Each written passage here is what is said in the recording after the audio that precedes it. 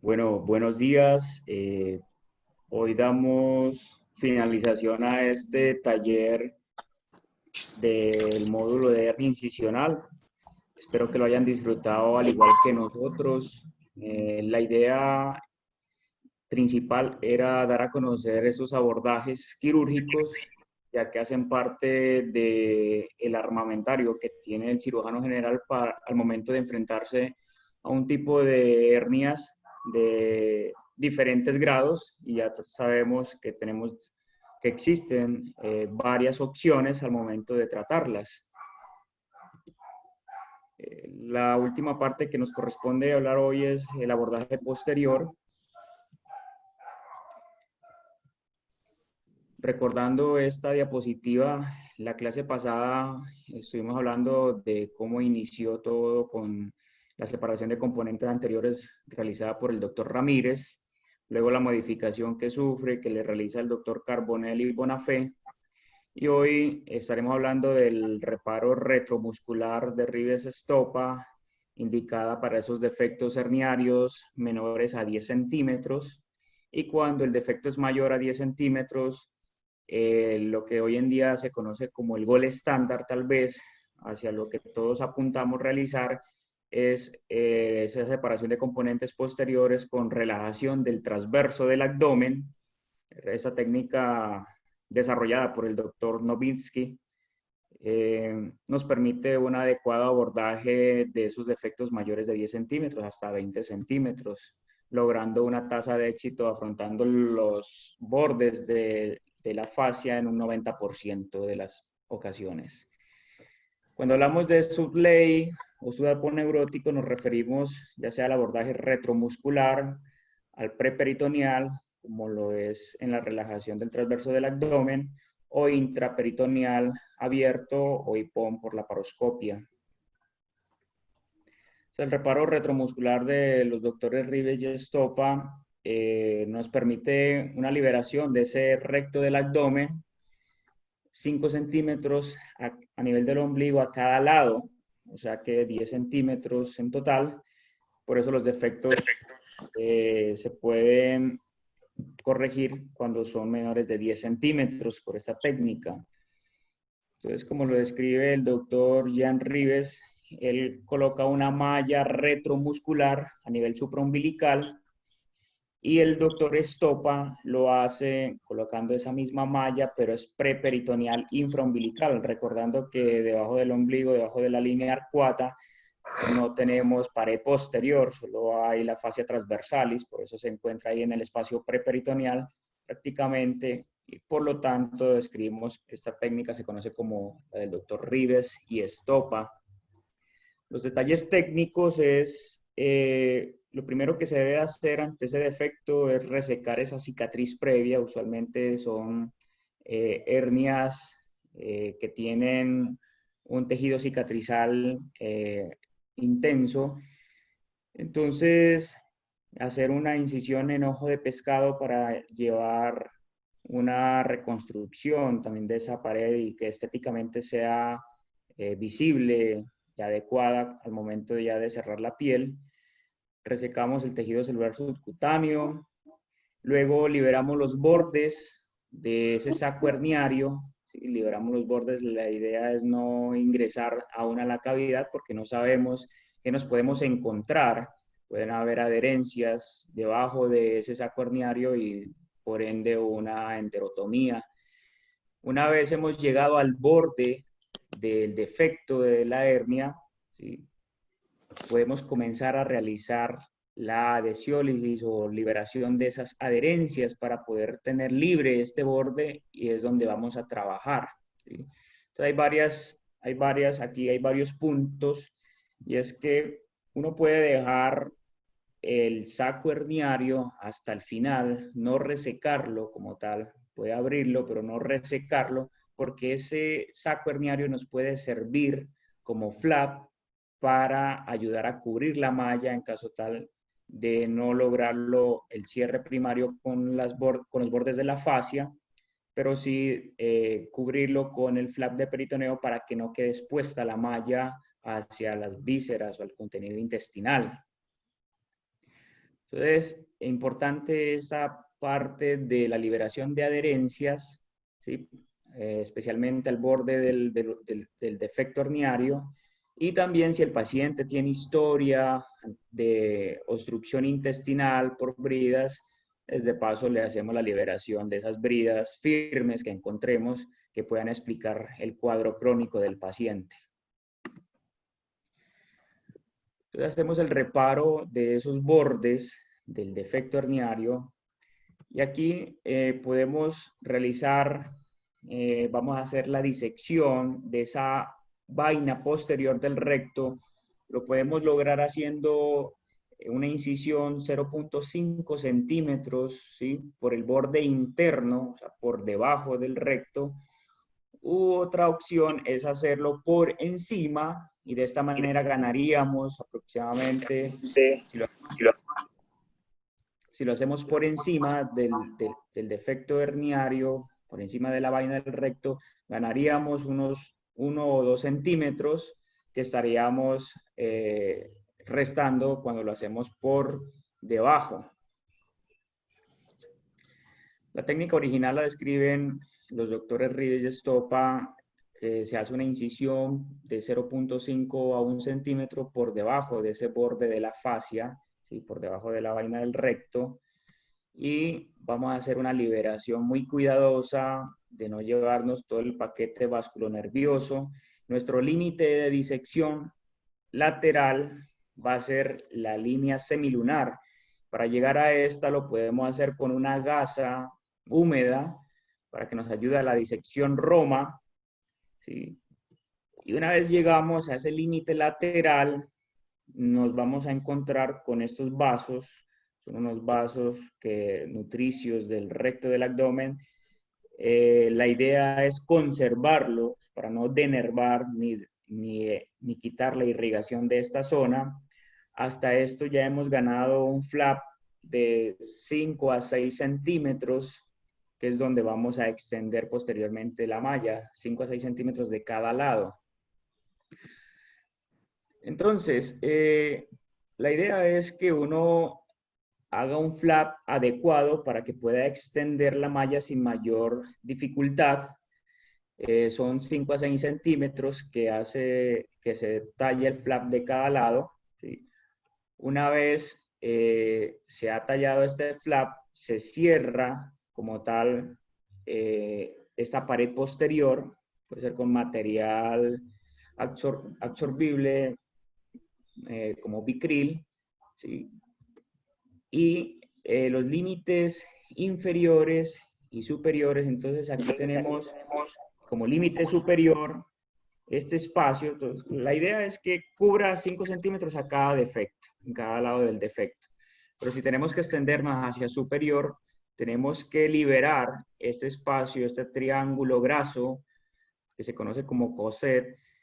Hacemos esa liberación, ¿sí? Subsifoideo y retrosifoideo, a tal punto que posiblemente tenemos que liberar la vaina posterior para poder extender nuestra malla hasta llegar a ver el pilar la inserción del diafragma, ¿sí? Que eso sería el límite superior. E inferior, si tenemos que extendernos, vamos a disecar el espacio de Rexius y ver el ligamento de Cooper. En algunas ocasiones, estos pacientes pueden tener otros defectos asociados a nivel inguinal y podemos hacer la corrección de estos defectos por esta misma vía. Una vez hemos hecho el reparo de esa vaina posterior y la hemos suturado, como tal hemos cerrado, nos queda de esta forma, ¿sí? Mire, obsérvese que es un espacio amplio por donde vamos a colocar la malla, ¿sí? Entonces aquí en esta gráfica lo que muestra es que se hace la liberación adecuada de los rectos, la vaina posterior de los rectos se los liberan completamente, se afronta hacia la línea media porque no puede quedar expuesta la malla que vamos a colocar con el contenido intestinal.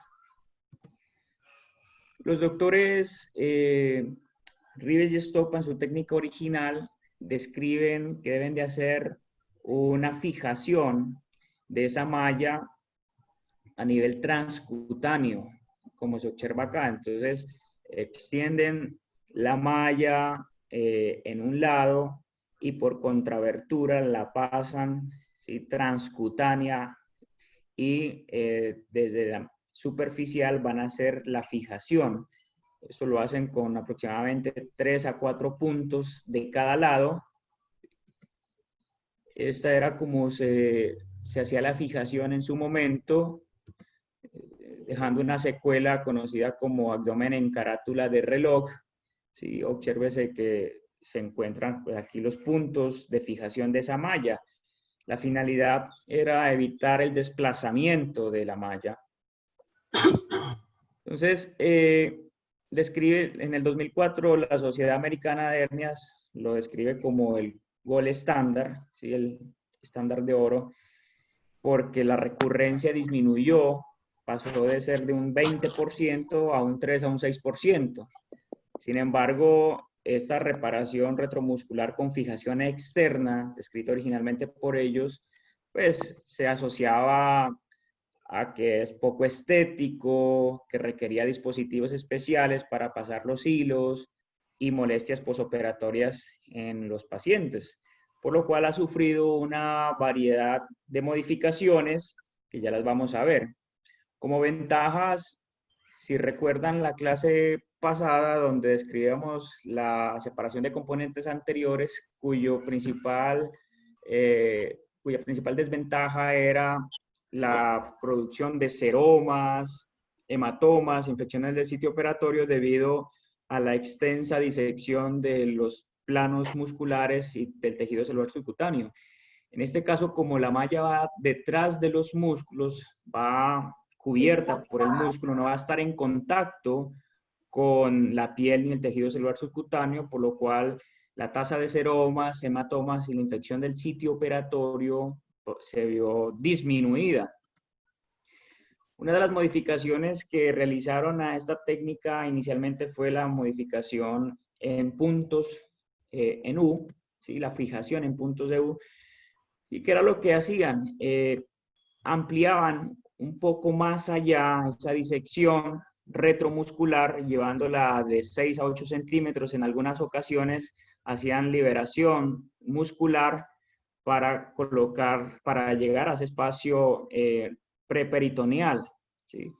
Y una vez estando en el espacio preperitoneal, ahí discretamente lateral a la línea semilunar, hacían la fijación con puntos en U desde la malla hacia la pared anterior del recto, ¿sí?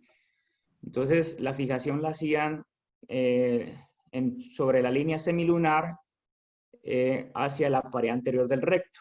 No quedaba en contacto, no habían fijaciones externas, ¿sí?, sobre la piel, solo que todo quedaba cubierto con el tejido celular subcutáneo. ¿Qué sucedió? Que cuando ellos hicieron la disección un poco más extensa, tuvieron mayor frecuencia de seromas y hematomas, ¿sí?, e infección. La ventaja fue que no necesitaban ya esos dispositivos especiales para atravesar los hilos hacia la piel y tampoco dejaba cicatrices extras en la piel.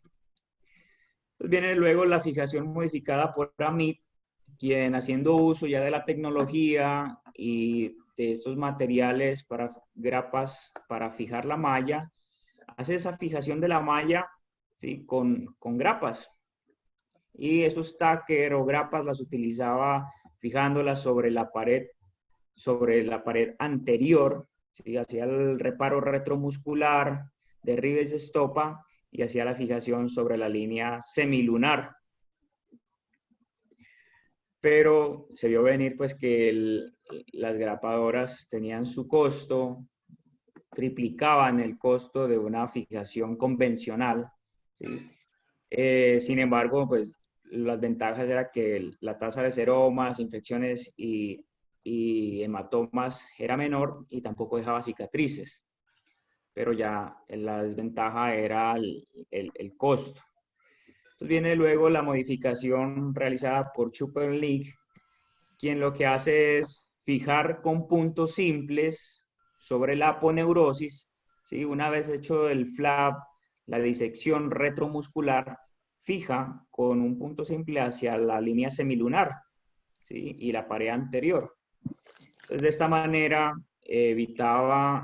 disminuía el costo, se evitaba las secuelas, no dejaba cicatrices sobre la piel, y la tasa de seromas, hematomas e infección también se vio disminuida.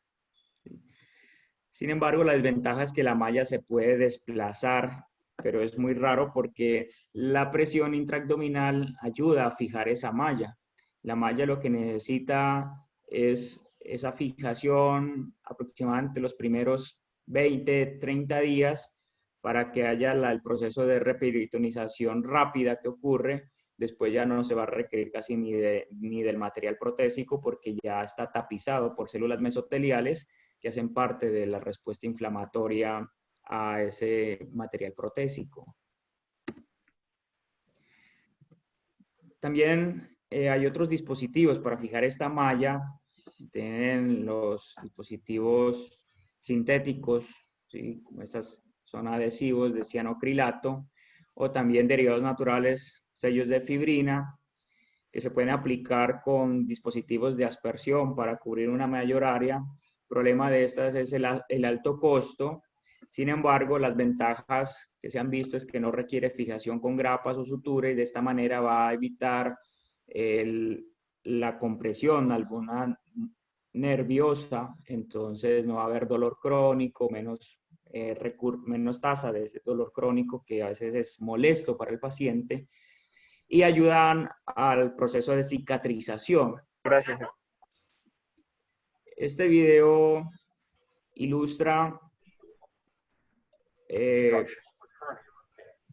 la técnica, ¿sí? Es un video muy corto donde describen que hacemos la incisión sobre la piel, vamos a hacer el reparo y liberamos esa pared posterior del recto, luego lo afrontamos, lo llevamos hacia la línea media y una vez ya reparado esta pared posterior del recto, colocamos nuestra malla, cubrimos la malla con el músculo, el tejido celular subcutáneo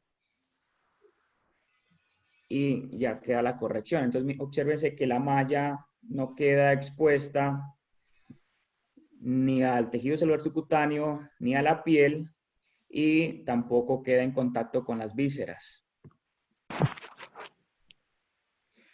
Este es el resultado de un metaanálisis donde el estudio con mayor número de pacientes fue 623 y reportan una tasa de recurrencia de 6.7%, muy baja comparada con las técnicas previas que eran del 20%, y una morbilidad en cuanto a la infección del sitio operatorio del 4%.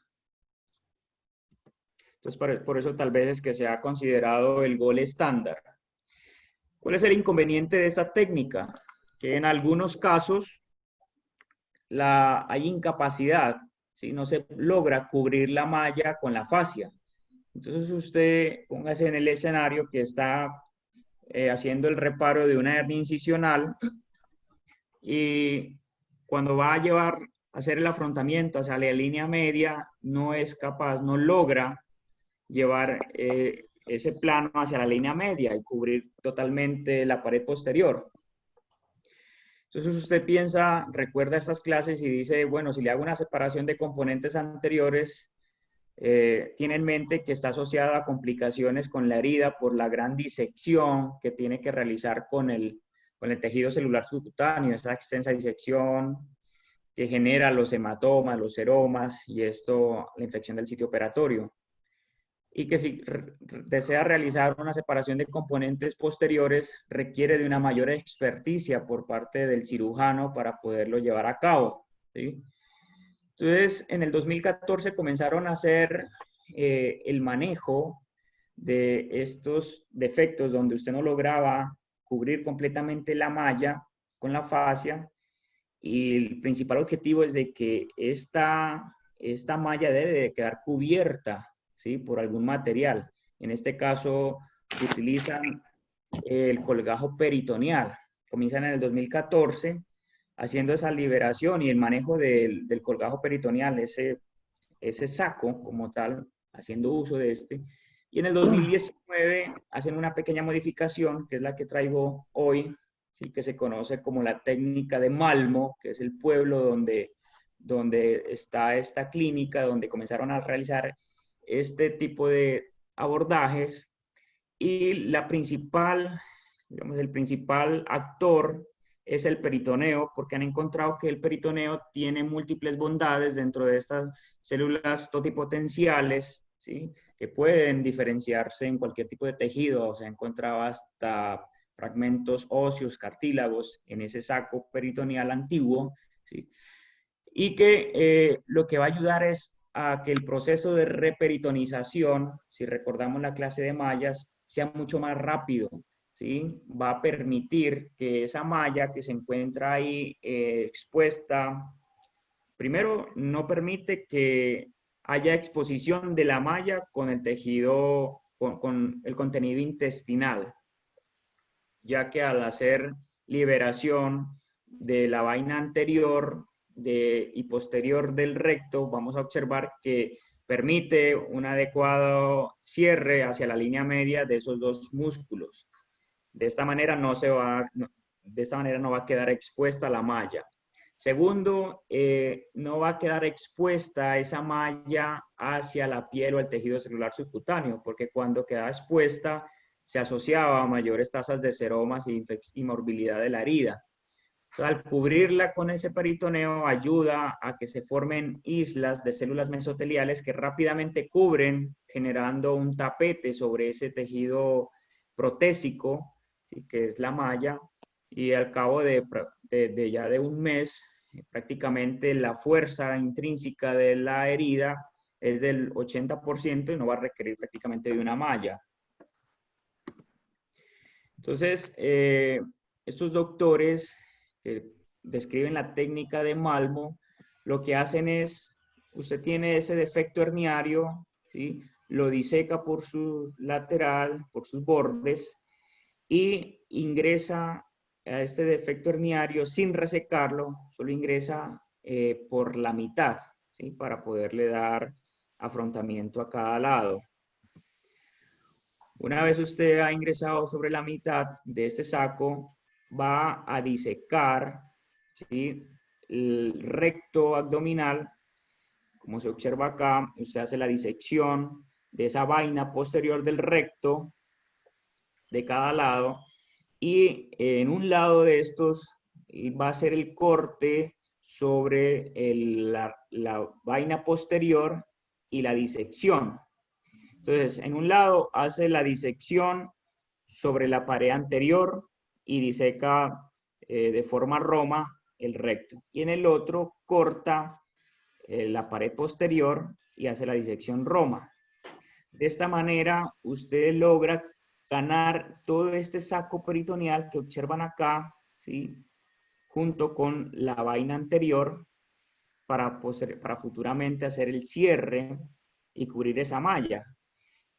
Obsérvese que este lado contralateral que queda libre es el que usted va a llevar hacia la línea media y cerrarlo con la fascia o la pared posterior contralateral, quedando, entonces aquí queda fascia, saco peritoneal y vaina posterior del recto, ¿sí?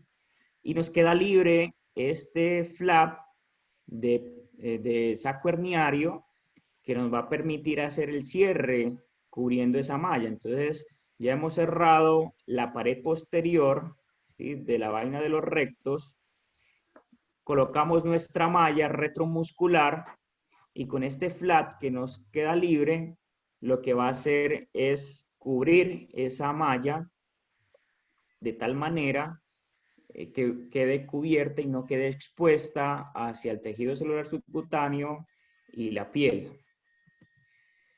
Esta técnica es lo que apunta hoy en día, varios estudios la mencionan, es novedosa. Aquí traigo unas fotografías donde estamos haciendo aquí la incisión en la fascia posterior, ¿sí? Del recto. del lado derecho. En este caso hace la incisión ya contralateral. La incisión la hace sobre la fascia anterior del recto del lado izquierdo. Obsérvese todo este saco herniario, queda libre, ¿sí? Que es el que nos va a permitir hacer la cobertura de esa malla para que no quede expuesta. Una vez ya hemos disecado el espacio retromuscular, que como lo hacía el doctor Riviere-Stoppa, vamos a cerrar el defecto posterior, la pared posterior, perdón, hacia la línea media, colocamos nuestra malla, ¿sí?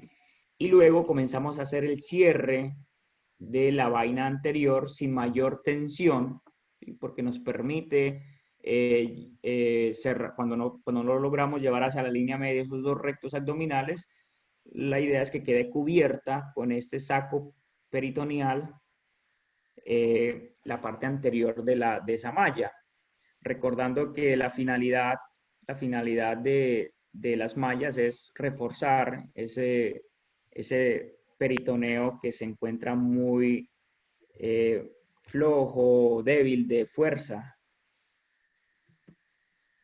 Entonces aquí se observa ya que ha terminado la sutura, se ha cubierto adecuadamente la malla y por supuesto si ya queda libre mucho saco peritoneal se va a resecar parte de este, pero entonces la finalidad de esto es que usted no reseque como tal, no corte ese saco peritoneal y lo eche al tarro de la basura, sino que lo deje hasta el final de la cirugía porque le puede permitir darle un adecuado cubrimiento de la malla, de esta manera evitar que quede expuesta al tejido celular subcutáneo y la piel. En su estudio de estos doctores, que fue publicado ahora en el 2019, describen que la tasa de seroma fue menor con respecto a cuando no cubrían la malla, ¿sí? La infección del sitio de la herida y de la malla fue menor y la recurrencia también fue menor. Sin embargo, faltan estudios a futuro, pero es lo que tal vez hoy en día se está aplicando en muchos países, acá en Latinoamérica, y ha dado muy buenos resultados. Entonces es como lo que viene hacia futuro para que lo tengan en mente y que esta es una opción del adecuado manejo de ese saco herniario para cubrir la malla y no quede en contacto con la piel.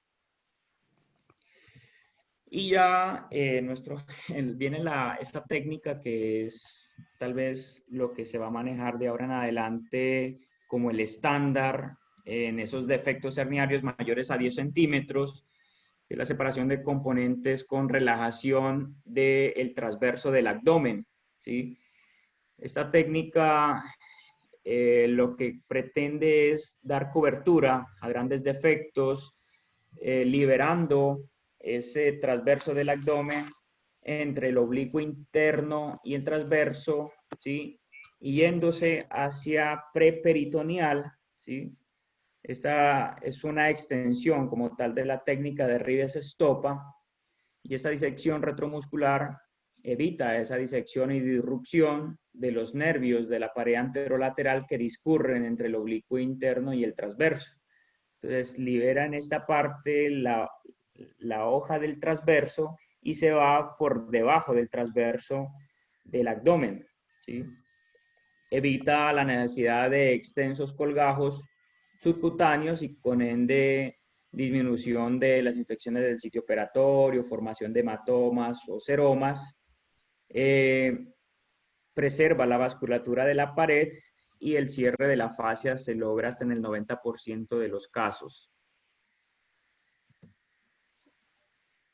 Lo que cubre, lo que deja es prácticamente el abdomen cubierto con una malla, ¿sí? De forma cilíndrica, obsérvese, cubre prácticamente toda la cavidad abdominal. Vamos a sellarle la malla, por eso se debe tener en cuenta algunos tips al momento de ya realizar el cierre de estos, como por ejemplo, ver si el paciente tiene cálculos o no, porque el paciente va a quedar bloqueado prácticamente con esa malla. Si tiene cálculos en la vesícula biliar, hacerle una extracción de la vesícula biliar o si el apéndice se encuentra por ahí, también lo describen hacer una apendicectomía como puntos de buena práctica.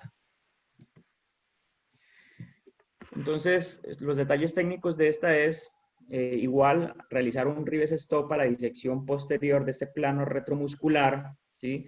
Una vez llegamos a nuestro límite lateral, que era la línea semilunar, aquí podemos hacerlo de dos formas para ingresar hacia el transverso del abdomen. Como lo describían inicialmente, desde cefalocaudal, realizar una incisión aproximadamente de 0.5 centímetros medial hasta línea semilunar para ingresar a ese plano donde se unen los músculos laterales del abdomen con el recto del abdomen, ¿sí? Observe esta imagen muy bonita donde ya ha hecho la disección de toda la pared posterior del recto. Se puede observar aquí el reforzamiento, lo grueso que puede llegar a ser la pared posterior, y debajo de la línea arcuada lo débil que logra ser solo cubierta por la fascia transversalis, ¿sí?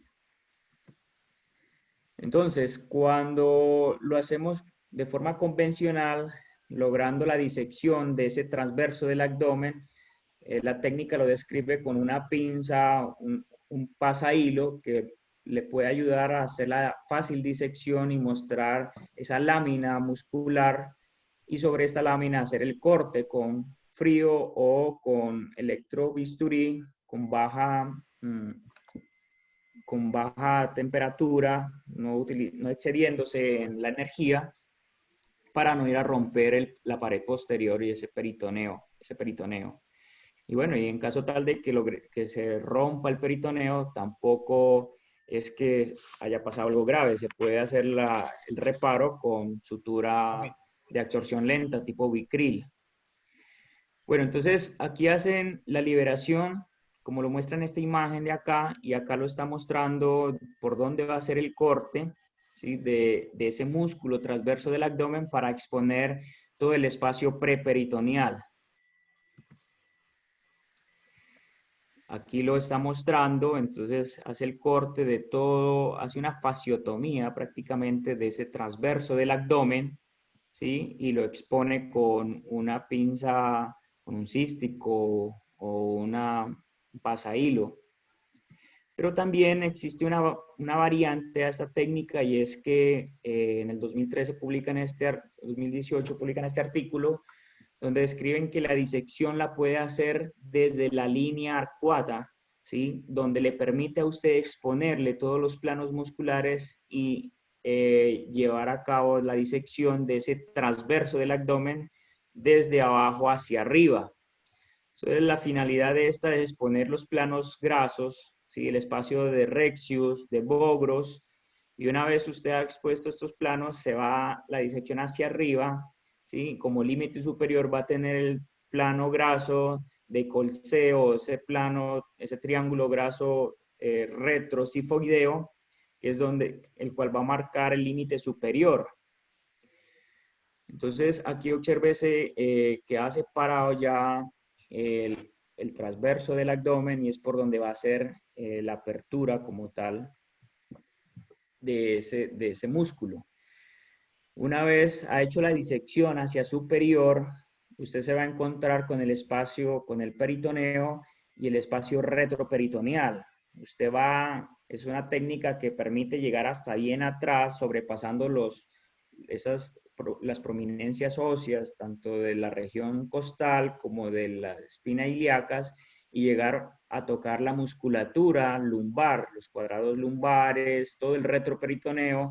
Cuando usted encuentra ya la grasa que hace parte del espacio retroperitoneal, es que usted está en un buen plano y que ya le falta poco para terminar su disección adecuada. Como lo mencionaba, lo que se hace es cubrir toda la pared abdominal, casi que de forma cilíndrica con una malla. Entonces, el límite superior va a ser, vamos a encontrarlo en el tendón central del diafragma, las inserciones de este diafragma, y vamos a liberar ese triángulo graso subchifoideo, va a quedar liberado hacia abajo, ¿sí? Hacia la pared, hacia el contenido intestinal, y va a quedar libre como tal el proceso sifoideo. Y hacia inferior, usted también puede llegar hasta el espacio, va a liberar como tal ese espacio de Rexius y va a encontrar los ligamentos de Cooper, ¿sí? Y el ligamento inguinal, y en caso tal de presentar algún defecto herniario, usted lo puede cubrir adecuadamente con la malla, que es una malla de 30 por 30, que le permite hacer cobertura de todos esos espacios, porque el paciente va a quedar con la cavidad sellada. Una vez ha hecho la disección, tanto lateral, superior e inferior, cierra esa pared posterior de la vaina de los rectos con una sutura de absorción lenta y coloca la malla. Esa malla pues no va a requerir fijación porque la presión intraabdominal va a hacer que la malla quede quieta y sujeta y no haya movilización como tal de ella. Pero cuando usted tiene algún defecto a nivel inguinal, lo que se recomienda es que haga su punto de anclaje sobre el ligamento de Cooper para que le dé mayor fijación en esta zona. Entonces, obsérvense en la malla, queda sobre el espacio retromuscular de Rives Estopa. Aquí ha librado el transverso del abdomen y queda preperitoneal, ¿sí? Dándole cobertura de forma cilíndrica a toda la cavidad abdominal. Este estudio lo que indica quién fue el que quién fue que modificó esta técnica, el doctor Novinsky, describe una tasa de recurrencia del 3.7%, similar a la de Rives Estopa. Eso, las recurrencias fue igual, pero las complicaciones en cuanto a la herida menores, especialmente indicada en defectos herniarios gigantes mayores de 10 centímetros, y permite una medialización de los rectos abdominales y un cierre de esa fascia en el 90%. Este fue un caso que nos llegó a nuestra clínica de hernias y pared del HV, operado hace 2 semanas, un hombre de 52 años, quien hace 13 años presenta una herida por proyectil de arma de fuego y requirió abdomen abierto. Posteriormente queda con este defecto herniario, es una hernia incisional. Si recuerdan la clasificación M1, M2, M3 y M4, y W3, porque era el defecto más de 10 centímetros, como se observa acá. Se llevó a cirugía, se hizo la adecuada liberación de adherencias al saco peritoneal, ¿sí? No resecamos como tal los bordes del saco, lo dejamos hasta el final porque nos puede servir para cobertura de la malla. Aquí estamos haciendo la liberación del transverso del abdomen. Acá ya lo hemos realizado del lado derecho. Se ha liberado todo el transverso del abdomen y queda ya el peritoneo expuesto. ¿Sí? El límite inferior, en este caso, como no era M5 y no tenía defectos a nivel inguinal, no se hizo la liberación como tal de este ligamento umbilical medio, que también se lo debe liberar en caso tal de que queramos llegar hacia la cavidad pélvica y hacer una adecuada cobertura de esos espacios. Y el límite superior, el triángulo graso de Corset o subxifoideo, y el tendón del diafragma como límite superior. Aquí ya se puede observar el cierre de esa pared posterior del recto. Aquí muestra la movilidad que debe tener toda la cavidad abdominal, tanto a los laterales, superior, lateral izquierdo.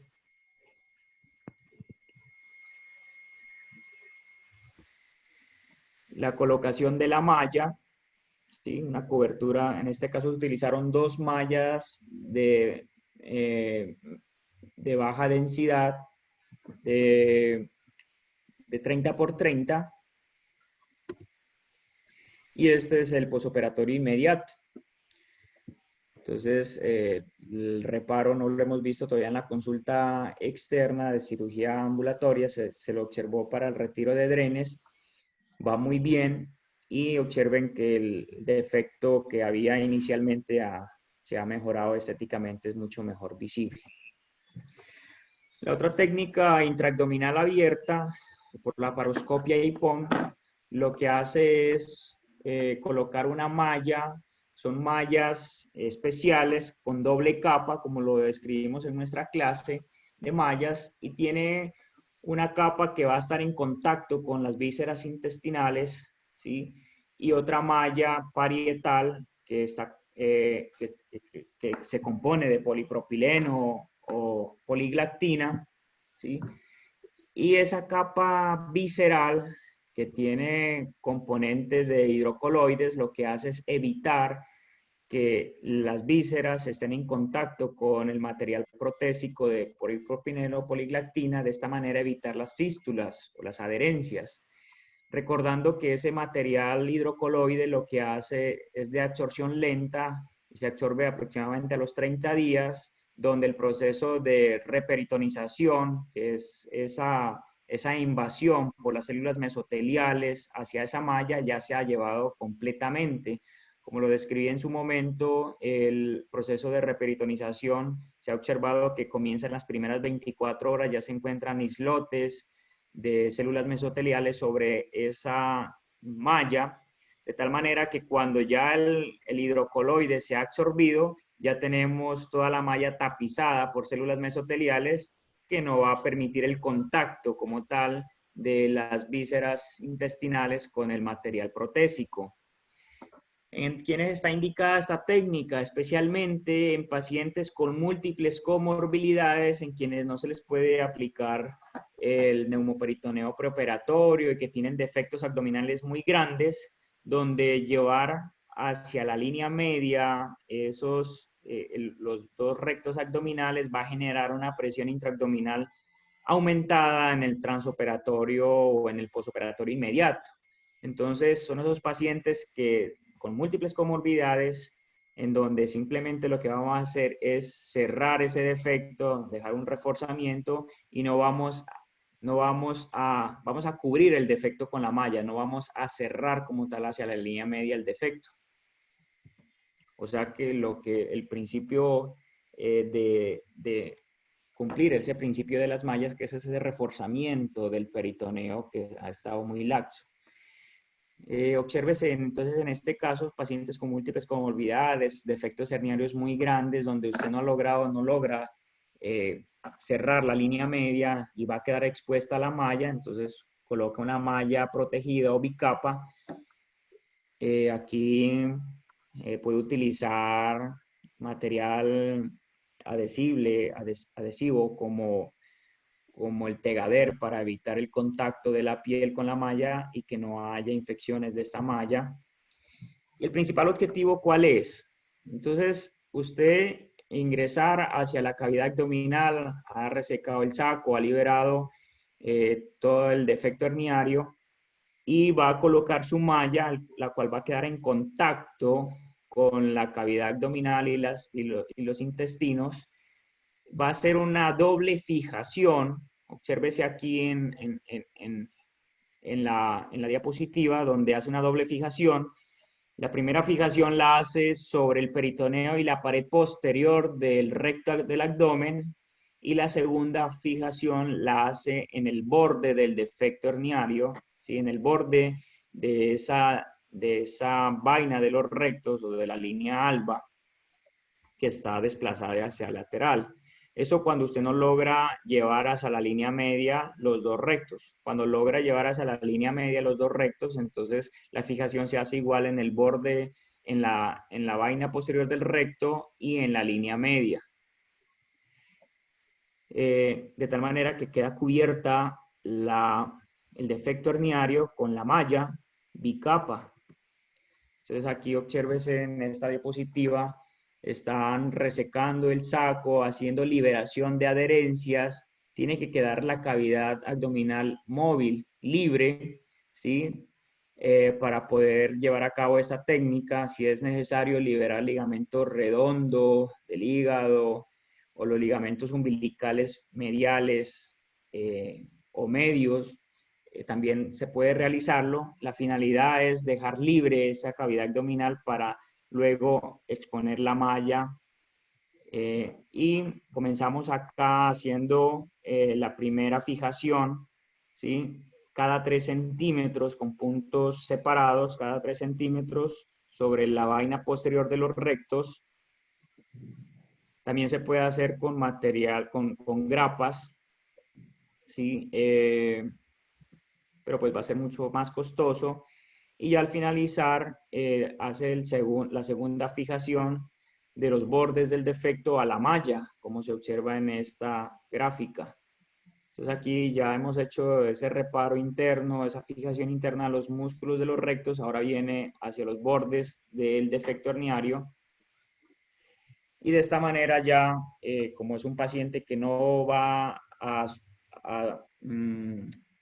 que no va a requerir en casos muy complejos, que no se puede llevar hacia la línea media el defecto, los músculos del recto del abdomen, entonces no se hace el mayor esfuerzo como tal pues, por llevarlos a la línea media, solo se cierra el tejido celular subcutáneo, la piel, y esa es una opción que tenemos para esos pacientes con múltiples comorbilidades.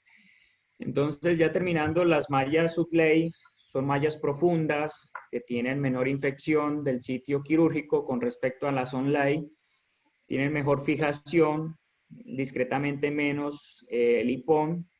Son las ventajas que son técnicamente un poco más exigentes que la Onlay, ¿sí? Necesita una malla cubierta y puede llevar a presentarse enterotomías porque entramos a la cavidad abdominal, a diferencia de la Onlay, donde solo se hace sobre la vaina anterior del recto. Entonces la Onlay es mucho más fácil, es versátil, la malla superficial con solapas, y la Sutley, la malla es más profunda, técnicamente es más demandante que la Onlay y se requiere en algunos casos mallas cubiertas o protegidas. Para llevar a casa, el conocimiento de la anatomía es fundamental para el cirujano, y cuando va a hacer este tipo de disecciones, saber por dónde debe hacer el corte para llegar a exponer ese espacio preperitoneal cuando va a realizar una liberación de ese transverso del abdomen. El espacio preperitoneal es un gran aliado, ¿sí? Que es el que nosotros debemos manejar y hacer sobre el cual vamos a extender la malla cuando estamos haciendo ese reparo de grandes defectos herniarios mayores a 10 centímetros. El cierre debe ser sin tensión. El principal principio que se ha manejado durante muchos tiempos con el advenimiento ya de las mallas es que usted no necesariamente tiene que cerrar el defecto. Usted coloca la malla protegida, ya sea con material hidrocoloide o protegida por el peritoneo, y el resto se encarga la malla de hacer ese reforzamiento del peritoneo como tal. La reparación retromuscular es el gol estándar, tanto para defectos herniarios menores de 10 centímetros y tal vez ya en mayores de 10 centímetros es la liberación de la relajación de ese transverso del abdomen, como lo describía el doctor Nikomsky. La separación de componentes posteriores o anteriores para esos defectos mayores de 10 centímetros, W3. Y recuerden que no hay mejor técnica, sino una mejor indicación. Entonces se debe de individualizar cada caso para llevar a nuestro quirófano. Los dejo con esta expresión de este médico psiquiatra sueco, donde él dice: conozca todas las teorías, domine todas las técnicas, pero al tocar un alma, sea apenas otra alma humana. Eso era todo lo que traía para hoy. Escucho comentarios, sugerencias. Muchas gracias.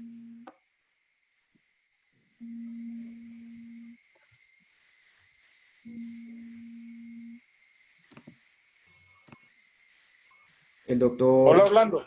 Cárdenas está levantando la mano. Perfecto, Orlando. Quería felicitarte la revisión que hiciste, hermano, estas 4 semanas.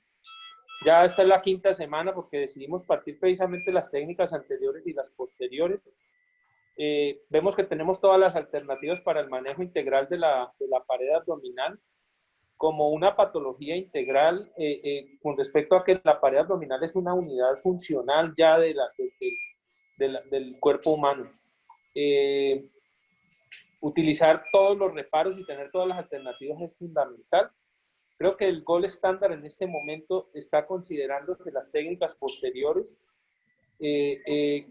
con lo cual cada vez se ha difundido más y todo empezó con Rives al inicio, Rives y Estopa, ¿sí? Ante la dificultad de los cierres grandes vino la parte de técnicas anteriores con Ramírez y Carbonell, y luego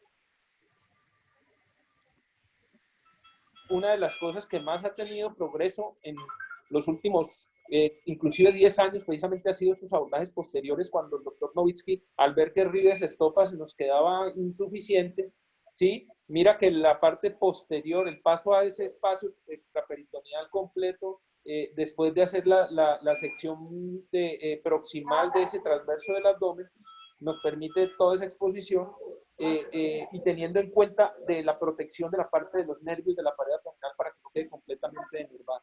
Creo que tenemos todas las alternativas, logramos mostrar uno de los casitos de nosotros, uno de tantos casos de la clínica de hernias que ya lleva, en este momento va a completar 3 años en el Hospital Universitario del Valle, donde nos hemos vuelto de alguna manera sitio de referencia, por decirlo así de esa manera, pero más que referencia de apoyo para todas las otras personas que nos van llamando a comentar pacientes, a presentar por pacientes. Te felicito, Orlando. Si hay preguntas, por favor, todas las que tengan en este momento. Muchas gracias. Espérate, por si. El doctor Gabriel Cárdenas tiene la palabra. Orlando, hombre, quiero felicitarte y te cuento que yo creo que la historia de la escuela, ya pasados unos 30 añitos de evolución, una revisión tan buena y tan exhaustiva como la has hecho, yo creo que no existía. Estás marcando un hito en la escuela y creo que es una parte fundamental en la revisión, en la formación académica de todos los residentes y para retroalimentación de todos los docentes. Así que solo quería era manifestar el agradecimiento, el esfuerzo que tuviste, porque me parece que ha sido una labor quijotesca, muy importante de resaltar. Y la verdad es que solo quiero agradecerte y felicitarte por ese esfuerzo. Gracias y buen día. Muchas gracias, doctor. Para las personas que de pronto no lograron estar en todos los módulos, todas las clases se han subido al canal de YouTube del Departamento de Cirugía, los cuales son de acceso gratuito. Tiene levantada la mano el doctor Manuel Méndez. Muchas gracias. No, pues, yo creo que con esta charla pues finaliza, como decía Gabriel, presentaciones excelentes. Yo creo que hemos tenido una visión muy completa del manejo de las hernias incisionales y yo creo que, como usted recalcó al final, lo importante es la indicación, ¿no? Es saber cuál técnica y tener en el arsenal todas las posibilidades, ¿no? Yo no sé, quería preguntarle sobre el uso de los drenajes en las técnicas posteriores, porque como hay menos seromas y generalmente no hay disección del tejido subcutáneo, entonces si tiene alguna indicación dejar ¿Cómo es que tienes el movar. aquí? Bueno, lo que pasa es que los seromas están asociados a las disecciones amplias. Los seromas están asociados a las amplias disecciones de ese tejido celular subcutáneo y amplios espacios donde uno ha trabajado. Por eso uno cuando hace esas disecciones muy amplias, en esas hernias complejas, lo que menos quiere es que se complique con un seroma o que el paciente llegue, reconsulte por un seroma, porque pues es molesto tanto para el paciente como para uno ver que esa cirugía tan bonita que ha llevado a cabo, con separando toda la anatomía de la pared abdominal, se ve afectada por un seroma. Por eso se indica en esas disecciones amplias. Pero como tal... Dale, Orlando, termina, yo le aclaro también. Sí, como tal no encontré un estudio, metaanálisis, pues que comparen dejar estos drenes o no los encontré. No sé si de pronto el doctor Zuluaga lo haya revisado.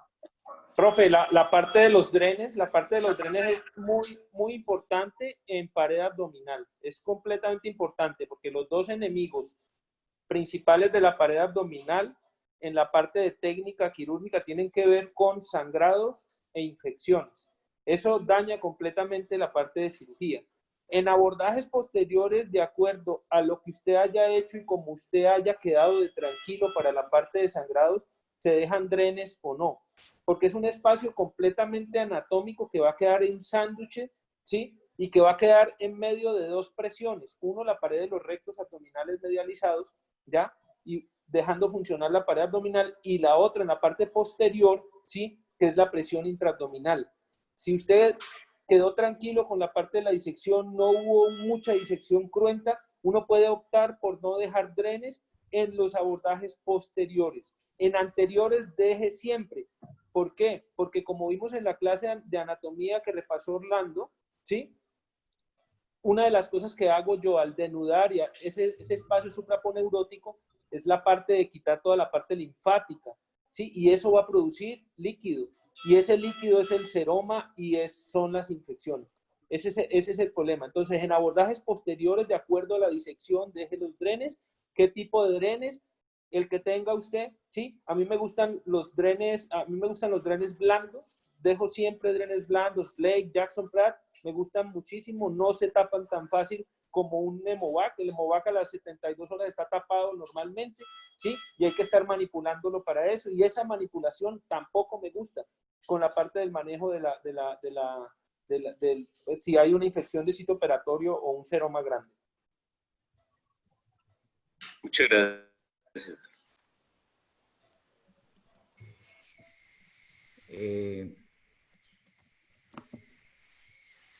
Hay una pregunta, dice, quisiera preguntar cómo es la estrategia para manejar en pelvis cicatrices antiguas por cesáreas previas. ¿Cómo logran manejar el ligamento umbilical para que se extienda bien la malla en pelvis? El doctor Zuluaga nos quiere colaborar. Y cuando hacemos abordajes extraperitoneales nos metemos a la parte retromuscular exactamente, ¿de acuerdo? Entonces lo que hacemos es abordar el recto abdominal, cogemos el recto abdominal y hacemos una incisión en toda la mitad del recto abdominal y bajamos la fascia posterior. Desde ese momento usted ya no se preocupa por ligamentos y absolutamente por nada. Anatómicamente estamos en un plano espectacular para la parte del manejo de la malla, que es el espacio extraperitoneal, ¿sí? Entonces, cuando usted se mete en el espacio extraperitoneal, usted no tiene que ver, usted no tiene por qué preocuparse por ligamentos, absolutamente por nada. ¿De acuerdo? Esa sí es una de las recomendaciones. Entonces, abordaje del espacio extraperitoneal de manera adecuada y usted puede llegar, así como lo mostró Orlando, ¿sí? Usted puede llegar hasta abajo, viendo retius, viendo lateral bogros, y viendo hacia arriba hasta la parte de la inserción de los diafragmas. Va hasta la línea semilunar y ese es Rives Estopa. Y si usted quiere seguir, entonces lo que hace, ¿sí? Se va hacia la parte posterior, seccionando la parte de las fibras del transverso a nivel medial, respetando los nervios y puede llegar hasta los músculos psoas sin ningún tipo de problema inconveniente en la disección. Sí, entonces esa es más o menos como la estrategia.